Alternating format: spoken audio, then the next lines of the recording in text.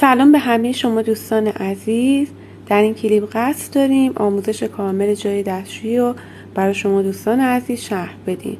لطفاً لایک و کامنت فراموشتون نشه.